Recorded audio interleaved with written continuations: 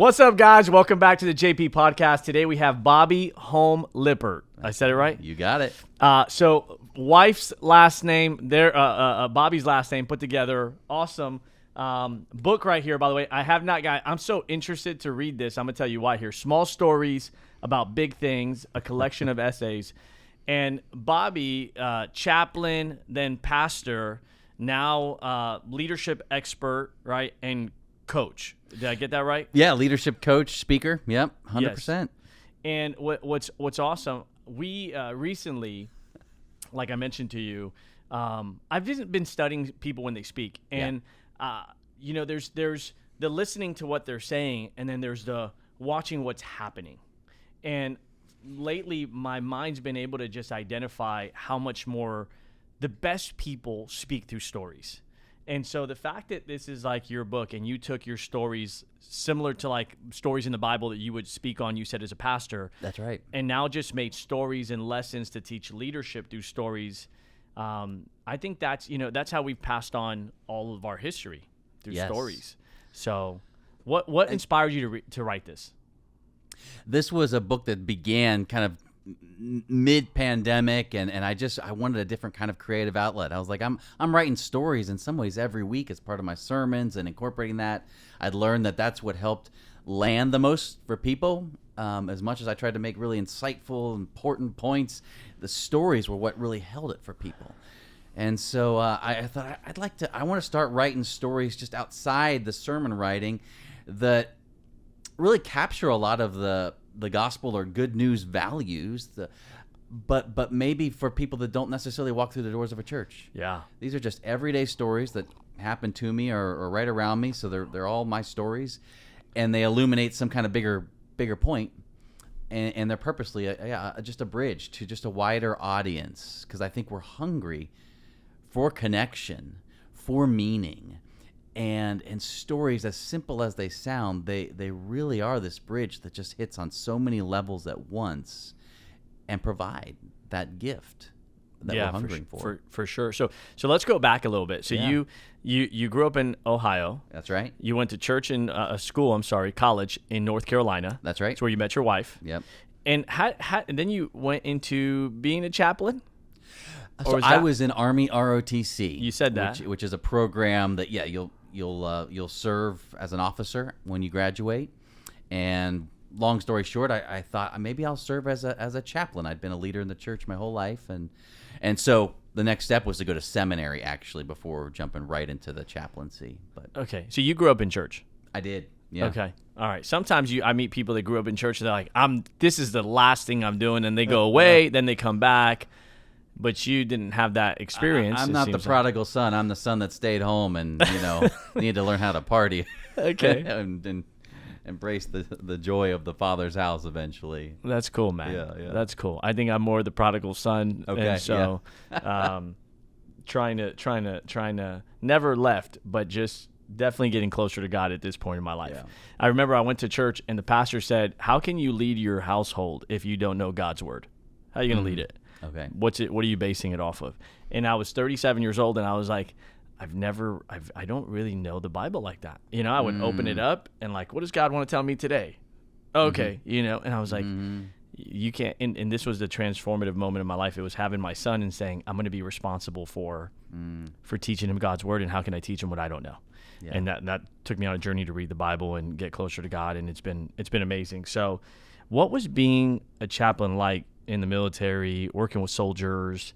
I think that's got to be tough, especially when people have gone through loss. Like, They need that spiritual connection. Can you share what that's like? We've never had a chaplain on the show. I'll tell you an experience that may give a little taste. Okay.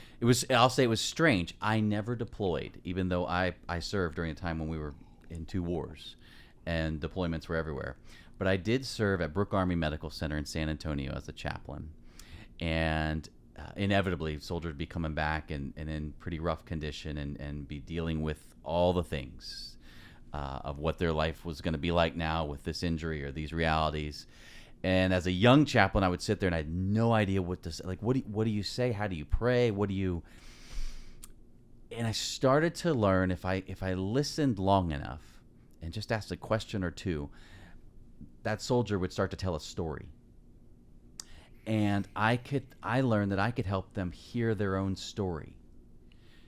And that at the end of the time, they found a measure of almost healing within. Not that there wasn't a long road ahead, just by being able to discover where they are in their own story, by even providing a narrative.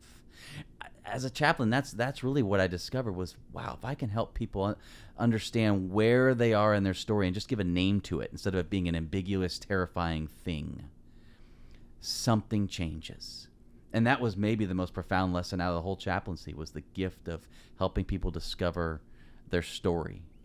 That's powerful. Yeah. That you were present enough to listen, because I feel like sometimes we feel like we got to give advice.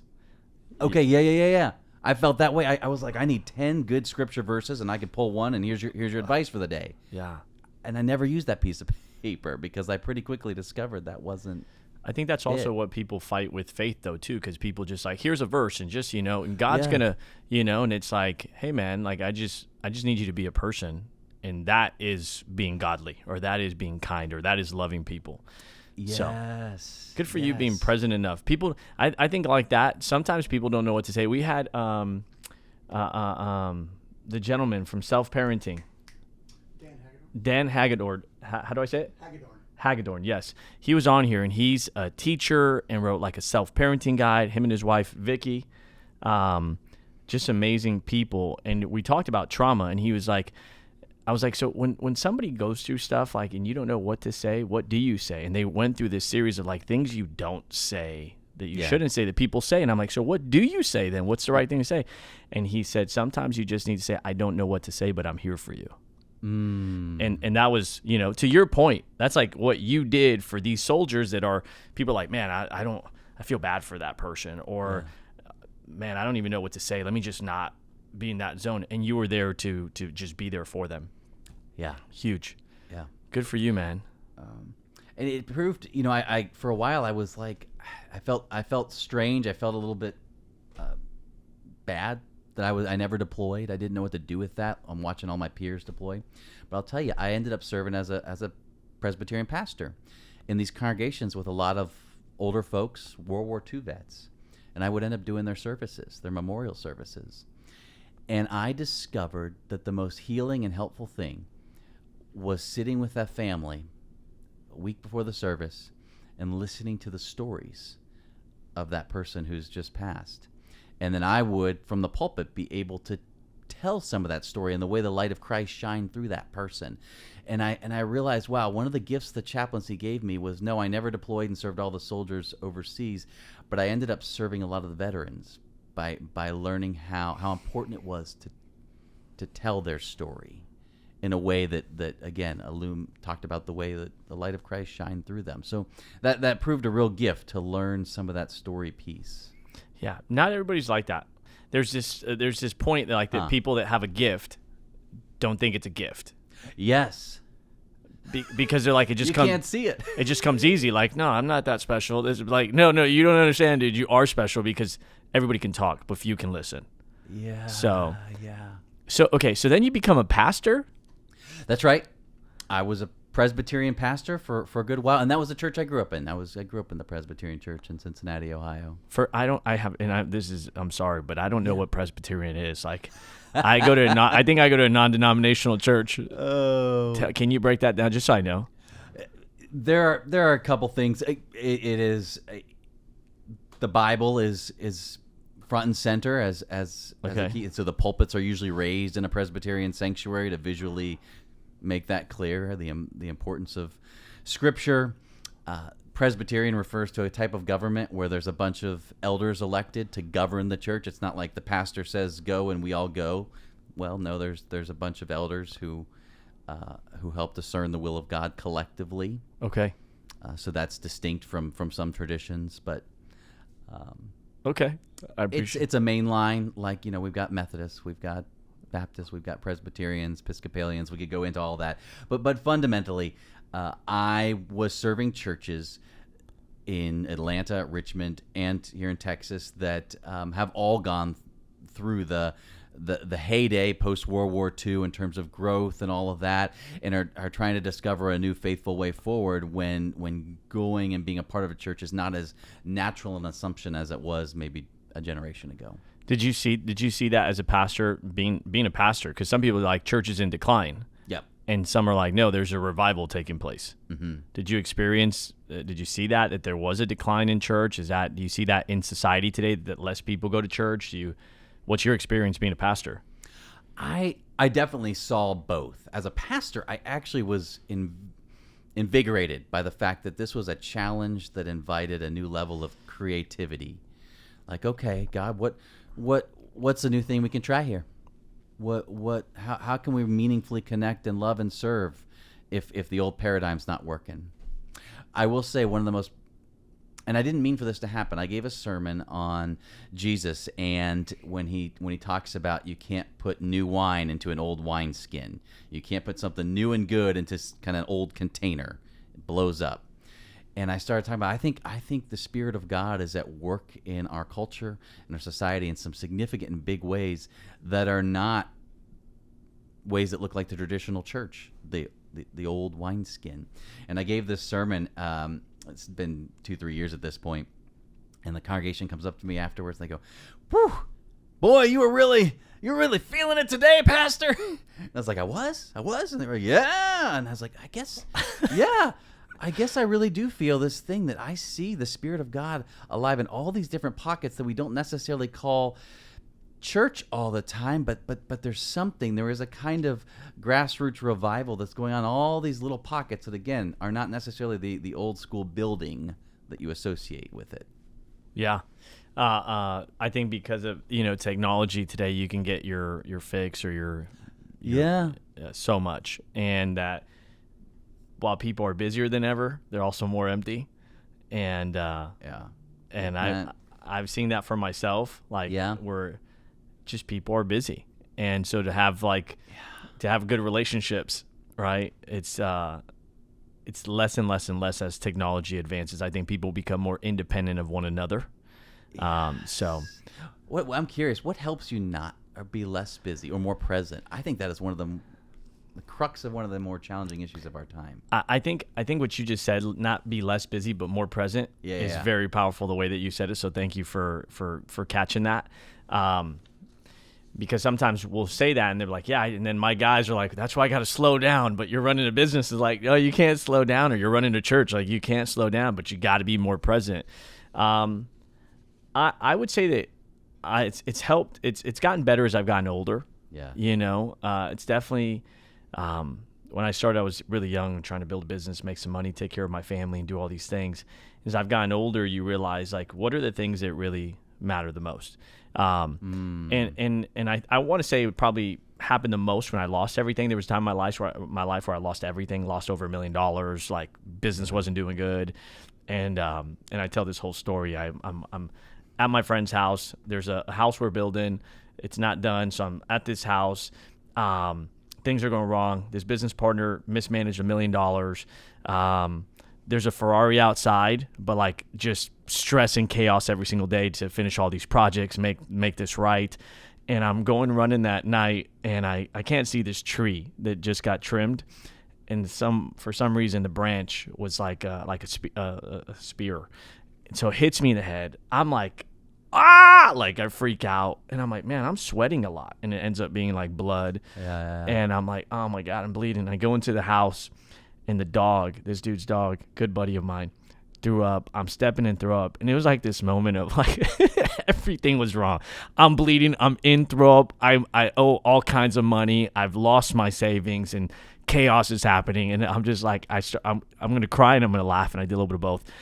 And I was like, God, you're so funny.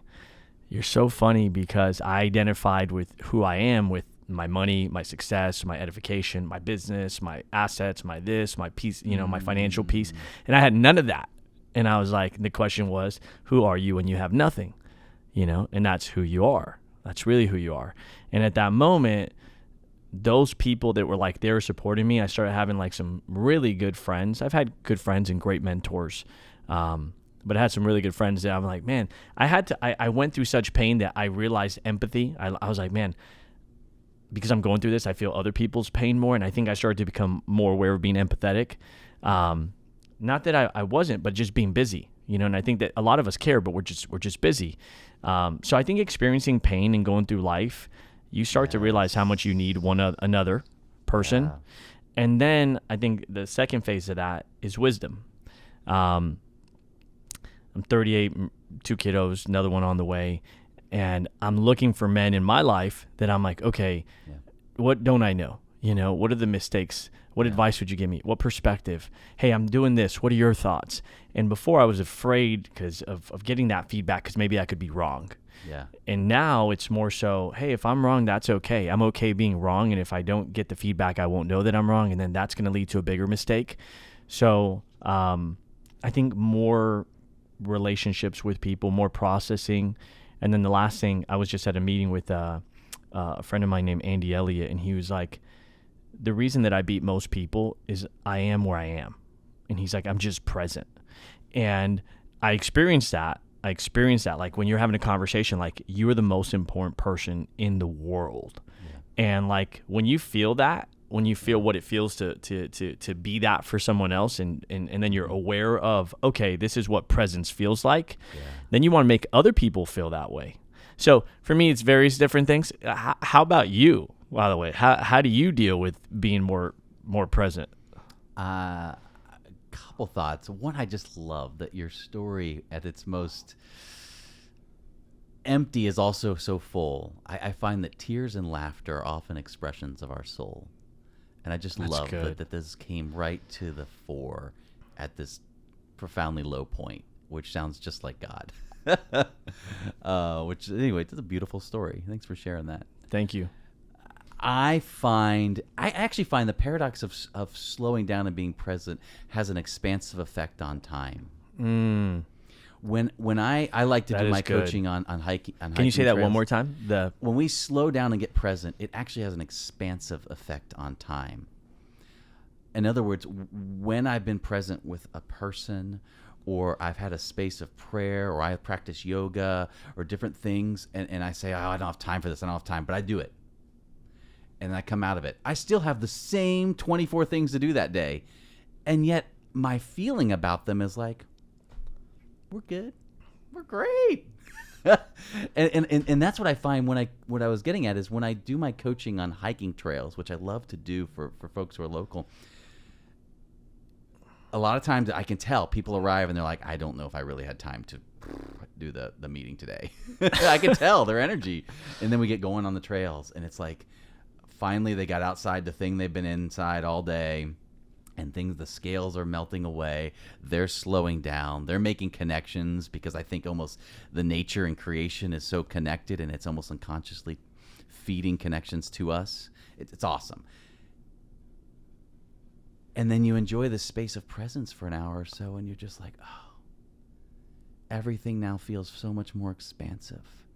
And that to me is the beautiful paradox of risking presence, of risking That's a different so good. pace. That's so good. Because it goes opposite to what people believe. Yeah, like how can I slow down? Yeah, are you kidding me? Everything's gonna get worse. Yeah. By the way, I've experienced just in the time because this is episode 16. We haven't done like a lot, but 16, and I've had different guests. Come on, yeah. Yeah, the way you listen, I see why as a chaplain, the people were able to connect with you. Yeah. Thanks, George. I mean it, Bobby, sincerely. I got a lot of questions, but okay. Hardest thing about being a pastor. I know that wasn't on what Shane sent you, but we're going to have a few that we're not on that. Hardest thing about being a pastor is there is a 24/7 reality to it that a number of professions have. Don't get me wrong. You're always on call for the hospital visit, the last minute meeting because there's a fire going on at the church. There's literal water main break in the church building. These are all just like norms that just come up all the time. And so the pastor, that idea of just needing to be present all the time. And so how then to truly prioritize your family, how to prioritize your own well-being when you can just keep giving, because that's what a pastor is supposed to do, is give, is show up, is be there, is sacrifice. The cross is in the center of the sanctuary, because remember, we're a people of sacrifice, and the pastor surely is that. And that's not bad. There's something good about that, but the constancy of that, and then of course you do that, and there's not many outlets just to say, hey, this is hard, because people come to you as a pastor and say, life's hard, and I welcome that. I love being present for that, but I can't go back to you and say, by the way, it's hard for me, because you're not my pastor. And it is a little different. I felt like I knew people at incredible depth, and yet they weren't most of them quite friend, right? There's still pastor and congregant, and there's a difference. And so finding those spaces of friendship as a pastor who you think knows everybody and must have thousands of friends, just a handful, and that's only if you're very intentional. And so I found that to be one of the harder parts, that to quiet behind the scenes, is how to really find that space for friendship and connection with people who understand that. How does a pastor or leader or anybody that's balanced the call, or the business or the church, their family, and their own sanity? What helped you do it? Yes, going back to that thing, when you're willing to slow down and be present, it has an expansive effect. Okay. So I was fortunate enough in Atlanta, where I served in a church, in Richmond, Virginia, where I served in a church, and a little bit in Texas, where I served, to be invited into a little pastor group, and it was simply a matter of showing up every other week to the group. That and that little accountability, that I never had time to show up for the group, and yet I would get there. And those folks would just be such a beautiful presence to me, and they'd had an expansive effect. So that was one of the anchoring things. Was this another group of pastors, or was it just a group? This was a group of pastors. Okay, got it. And I think it's the same for leaders. I think leaders, a lot of people do not know the journey of leadership till you're in it. And you got to find your people, and just know that no matter how busy you are, that's that's going to actually add to your sense of energy if you keep showing up for and with those people. And then I always counsel, find your creative outlet. That's where I first discovered writing, was midway through my pastoring. I started attending writing classes on the side on my kind of one day off. And that's not for everybody, but yeah, it was for me. That was just this creative space that I needed. And I find the clients I work with, they'll start picking up painting again. They'll start picking up martial arts. They'll start picking up something that they had let go of, because they realize that's not just a side gig when you have time. That's fundamental to the energy and creativity you bring. Yeah, to your mental health as well, and your spirit. I was talking. I went and met with one of my friends, Mike Pierce, invited me or referred me to one of the top realtors here in Austin, and so we go have lunch and we're talking, and he's like, "Yeah, I love to paint." And I'm like, I'm so confused. I'm like, what's going on? I'm trying to get business advice, how'd you become the number one realtor? How do you guys, community, can we network? And he's like, yeah, let me show you my paintings. I'm like, and he's like, George, listen, he's like, I got to have a space where I can go be creative and just unwind. And this is the way that I do it. Other people do it in different ways. But I thought it was so interesting that this multi-millionaire is, painting on the side. And I'm like, when do you have time to paint? But that's the difference, is it gives you more time. It makes you more present. That's right. I have this one client, we've been working, and they say, what I want to do is I want to bring the river into my workplace. The river is their place where they sense a sense of just peace and connection, creativity. I want to bring the river into the workplace. And I find that's actually the work of most people. They want to bring that painting space, that river space, that whatever that other space is, and they know that if they just honor it, more and more, that sense, no matter how crazy work is, how stressful work is, they are starting to come from a different place. It's really powerful. That's cool. That's really cool. So, okay, so you're a pastor, you're building churches. Yeah. And then all of a sudden you feel like this call, like, man, I got to go work with leaders. I got to go build leaders. I got to get into writing. I got to get into leadership training. I got to get into working with teams. That's got to be, I don't know. I would assume that that's got to be hard. Yes. Because it's like, this is like, so was that like, hey man, I feel like God, I fulfilled my mission. Yeah. Was that like a lot of prayer? What called you? You know, I would assume it's like the same thing for like a business owner saying, I built this massive business and now I'm at the next chapter of my life, but it's like, but dude, this is my baby or my business or my calling. Like, what was that transition like for you? Like leaving the only home I've known to risk another one that God was providing. And what I mean by that, it started in late 2019 when my mom died of brain cancer. Wow. And then just a little bit later, pandemic. And both of those shook me at a soul level that started asking those questions about like, wow, what am I doing with my time here on earth? I mean, I'm a pastor, it's a great calling and all that, but it just shook me and said, no day is guaranteed. And even though I've been preaching on these things for years, it was different after mom and the pandemic. And so for 2 years with, wise mentors, a spiritual director, a coach, a lot of important people in my life, I just kept discerning what's going on. And for a while, I reframed how I understood my approach to pastoring. I tried some things. It was good. But eventually I realized I sense I actually need to risk leaving the only home I've known. I was a leader in the Presbyterian church since I was in youth group, right? I was just one of those kids. And I'm going to step into the wilderness of this next chapter because I do believe God wants to use my gifts for connecting and speaking among people that may not necessarily walk through the doors of the church.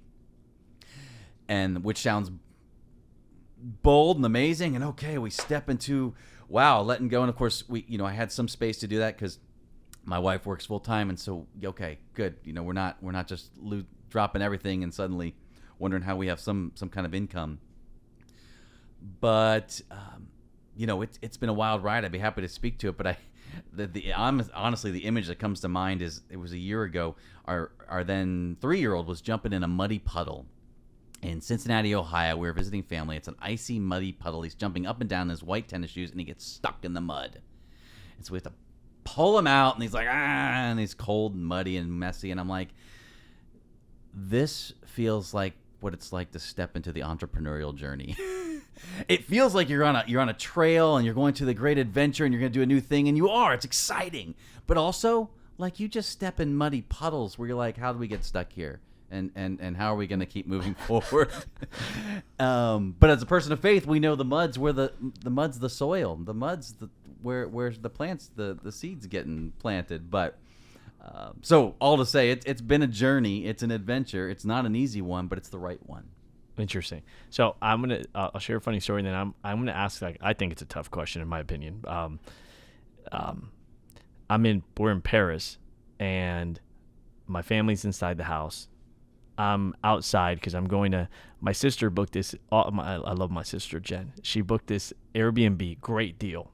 Such a great deal that it's so far from a train that there's Uber won't show up to your place to pick you up. Okay, so we're in Paris. We can't get an Uber. I'm like, I got to go find a train. So I go out there early, and I'm just praying. Yeah. And I had a moment. I went like, God, what's my purpose? What's my purpose? And I'm looking around the neighborhood, and all of a sudden I start. It smells like crap. It smells like dog. And I look down, and I've been stepping in a pile of dog poop the entire time while I'm asking myself, what's my purpose? And it's like, what a story, dude. I'm like, that's funny. Pay attention. Be where you are. Oh, that's good. Oh, that's rich. So I think I got to sit there and really take away the outcome of what that story really meant. But I just thought it was just a funny story at that moment.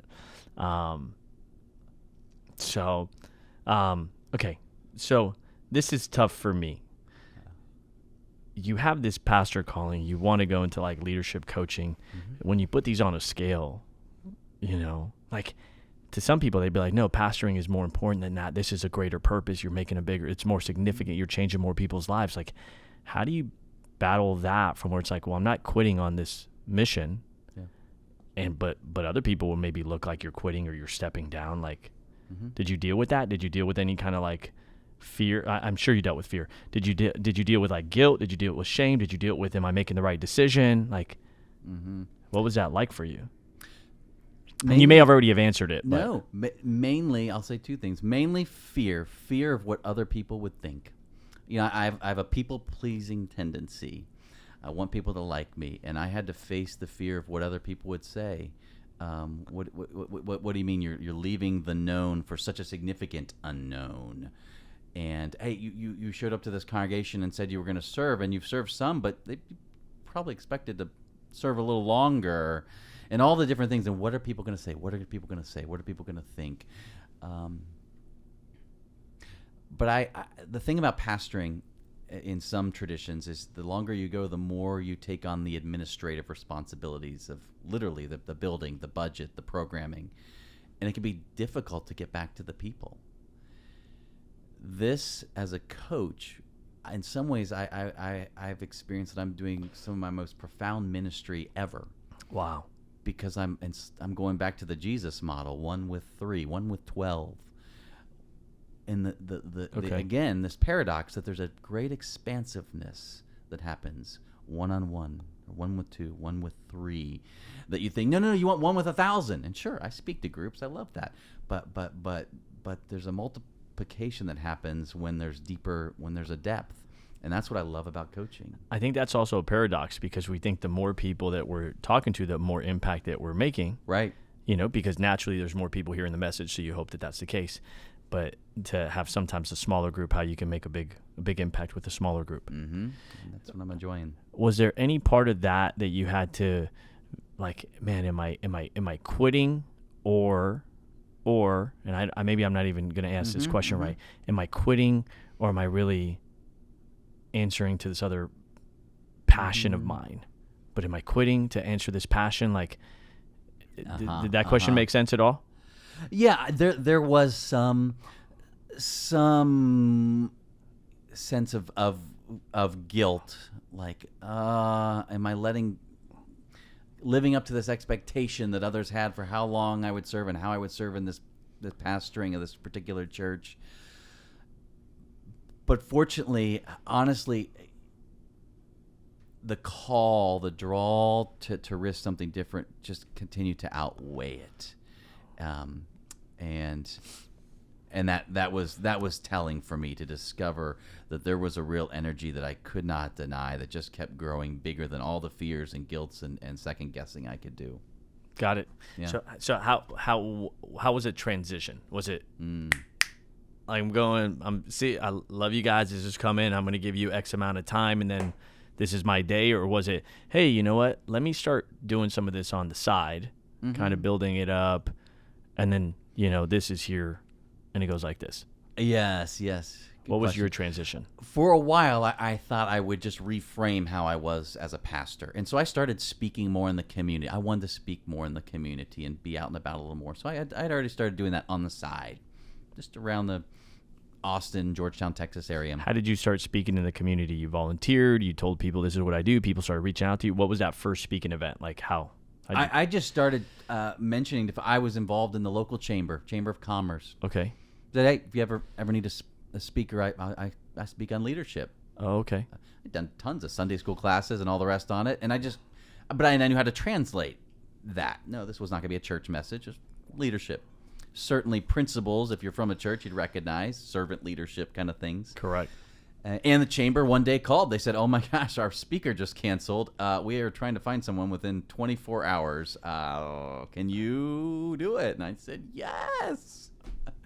And that went well. And then a couple other, it was really, chambers, a couple Rotary clubs, that kind of thing. Okay. But again, just on the side, but that wasn't purposely like, oh, and I'm going to build this thing and then leave the pastoring. Eventually, when the time came to make the shift, I realized I did not have the time and energy to try to build the next thing while giving the full heart devotion that pastoring requires, I was going to have to let go of it. Yeah. And that took formally about a month. I let the leadership know, and you really don't want more than a month gap, because it's just, that transition needs to happen. Yeah. The goodbyes need to happen, but every conversation becomes a goodbye, so it can't go on forever. And, it was about formally, overtly, a month, and then I was out into the wilderness, and I gave myself a good, really couple months to just have some family time, some decompression, some discernment, and then I started with my own coach building the business. And so how was that? Was you started coaching your business, your coaching business? Yes. What was that like? How did you start acquiring clients? How was that experience? How did you know even what to? Obviously, you know leadership, but how did you know to how to coach people? Was it from the counseling that you did with people through ministry, or did you go study how to coach people? Did you say, you know what, let me get my thoughts together and come up with a coaching program, or how'd you start? It's a great question. I did, as a pastor, I got what's called a doctor of ministry, and my focus was on studying small groups and how people change. So I had certainly studied a lot of that, and I'd done a lot of counseling. I actually think, and a lot of active listening and how people can change just by the kind of presence you provide them. But I will tell you, my core coaching conviction is that clarity is the reward, not the requirement. Okay, clarity is the reward, not the requirement. So when we move forward on something, what's it going to look like? What's it going to be like? We want clarity. We want clarity. You want certainty, yeah. You want clarity, yeah. What the better way, the harder way, the way of faith is to step with an action forward, and you will discover as your reward new clarity. Wow, that's really good. So my point is, I had a big launch event for my coaching, and I had a system. I built a system I thought was solid based on my experience, my studies, all the things. But had it been tried in this way? No. But I knew the only way was to action, launch event, and discover new clarity about what's working and what's not. And I was amazed to see that my initial group of clients all came from people I'd somehow connected through my church days, because coaching's so much about trust. It's so relational. And so that's where that started. And I started iterating on this process I'd come up with about how to help people really discover what they're about. If there's a quote that anchors my coaching, it's from Howard Thurman, this 20th century theologian, who said, "Don't ask what the world needs. Ask what makes you come alive, because what the world needs are people who've come alive." That's so good, man. And that's what I'm trying to do. So good. But how to do that is an art. Okay, I got to stop because I got already 4 questions, and we're going to come right back to how to do that as an art, because that's part of it. Go ahead. So say that one more time. So clarity is a reward, not the requirement. I'm going to remember that. That's locked in. So that's great. I'm gonna use that as long as I'm on this planet. That was really good. Thank you for that. Yeah. I try to find one nugget in every single podcast I can apply to my life, teach to my kids. That was really powerful, because I'm a very structured person. So I want a map. Same. Yeah. I want to know. I want to know all the things that can go wrong, and then I want to know what are all the steps if something goes wrong, and then I want to weigh those steps, and then I want to order them from, That's right. That's right. So for me, I'm like, dude, I need this answer, but that's not how I built my business. That's not how we got. When you look back, you realize it wasn't. It was just show up and what can I do? Let me do something. Oh, that taught me. Oh, that doesn't work, but it's funny because sometimes we forget those things. Yeah. You wanted to say something? No. Okay. Can you repeat your favorite quote from Howard Thurman? Yeah. Don't ask what the world needs. Don't ask what the world needs. Ask what makes you come alive. Because what the world needs are people who've come alive. That's really good. Yeah. And for you, what makes you come alive? It is in part seeing others discover their spark and being part of that. Okay. Being attentive in a way that draws that out into the aha moments. Oh, I love it in coaching. I love it in speaking. My speaking is very facilitation oriented, interactive, because I love opening space for the aha. that breaks through. We come with so many layers about who to trust, who not to trust, all the different things, and to let a story, let a way of being, a way of listening open up for an aha that's right under there. That gives me so much joy. And so whether that's, again, writing, speaking, coaching, the outlets differ for me personally, but I just live for that aha that is another way to put it, the Holy Spirit at work in someone's life. Yeah, that's awesome, man. I love how you give the credit there. The other night, I'm sitting there in my bed, and I'm thinking about things, and I realize how much I'm thinking about myself. Okay, yeah. And I'm like, you really got close to God, George, when things were going wrong in your life. And now that things are going right, you're starting to drift. Do you need to lose everything to be close to God? And then I start questioning that, and I'm like, okay, so do I only get close to God when I need things? So do I use God? And it went through, if you need to experience that to learn that lesson again, then I'll let you. And I'm like, no, I don't want to go through that lesson again. I just need to be more present of what really matters. And this morning, I'm trying to pray to God.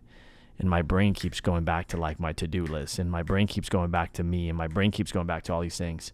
And the verse of the day for me this morning was, where your treasure is, that's where your heart is. Mm-hmm. And so, I'm like, okay, mm-hmm. God wants us to be abundant, to be wealthy, to have great lives. Yeah. But it's really what you treasure, and when the wealth becomes a treasure versus God, mm-hmm.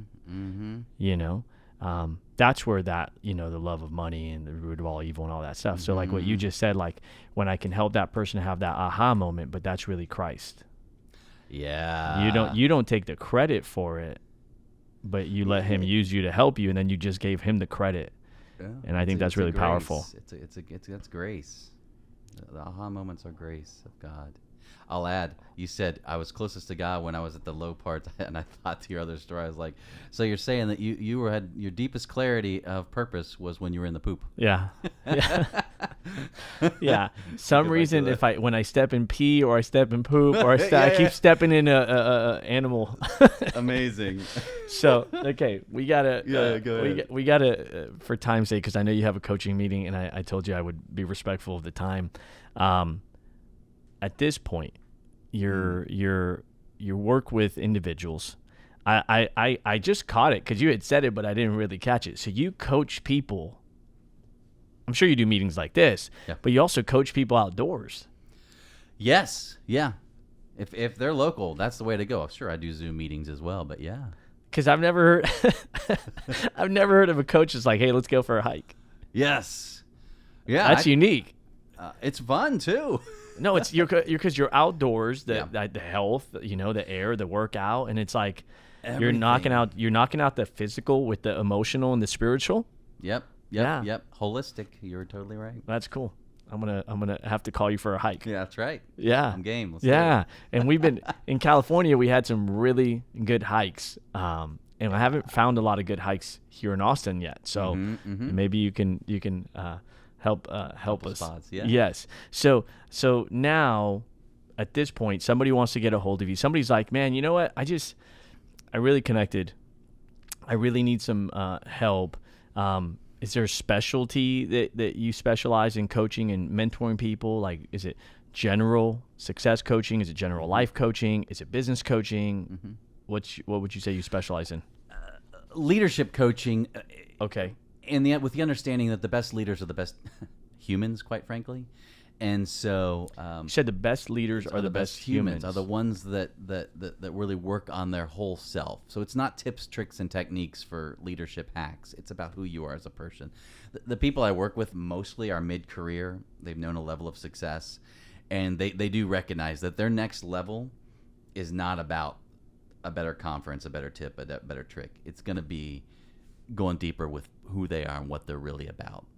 Often they're at an inflection point, like, do I want to keep doing what I'm doing, or is it time to risk something else? Sometimes they're pretty tired, quite frankly, and that tiredness is a sign. whether they see it that way or not. And so often it's at an inflection point that I'm coaching someone, but not always. It's interesting. So you coach people where you were. Absolutely. Yeah, and I don't know makes that a we lot of can sense. lead or coach people where we haven't been. That makes a lot of sense. Yeah. What is that tired a sign of? It's that may be a longer conversation. You're like, and oftentimes that's a sign. And you said that a second ago. That, for instance, we might be showing up more and more out of a sense of duty and not delight. Okay. We have to. We're supposed to. Everyone says we're supposed to. Society says I'm supposed to like this job. It's a good job. Supposed to, should. But the exhaustion is a sign. It's the soul knocking and letting through the body's tiredness to say, hey, something else. That's so good. We coach, we do things out of, what did you say? Duty. Should. Versus delight. Yeah. You got these powerful phrases. Yeah. You do, Bobby. Okay. Can you share as we close? Man, I wish we had more time. Can you share one of your stories with us from this book that's impactful, that maybe... Yeah. Small stories about big things. You know, one of my favorite ones, I think it's chapter 3, is Did You Know You're in a Jazz Band? ? And it's from my days in college when I first tried a jazz band out when I was a trumpet player. And I was a good trumpet player because I played the notes on the page just like they were written. And I played them well. Like I was like usually the solo guy or something for the marching band. And I get to a jazz band, and they say, "Okay, everyone, in the trumpet section, we're going to give you some space to riff on the music here with a little improv." And I remember my first time playing the improv, or being invited to play the improv. The music, or the time arrives, and I just freeze. No notes come through the trumpet because they're not on the paper. Like I'm like, what do you do? And I just sort of freaked because I needed it to be perfect. I need to play the notes on the paper. And what I tell this story in there, and I say, isn't that just like life? A lot of us grow up believing if we just play all the notes on the paper, we'll be successful and good and right. If we go live in the right neighborhood and go to the right schools and marry the right person and have 2.5 kids and whatever it is, and get this kind of job, then we played all the right notes and we're successful. And then I say, but then something happens where some part of the note, the music isn't there. You lose the job. You lose everything. A pandemic happens. An illness happens. Something happens, and now there are not notes on the page. And now you've got to risk improv.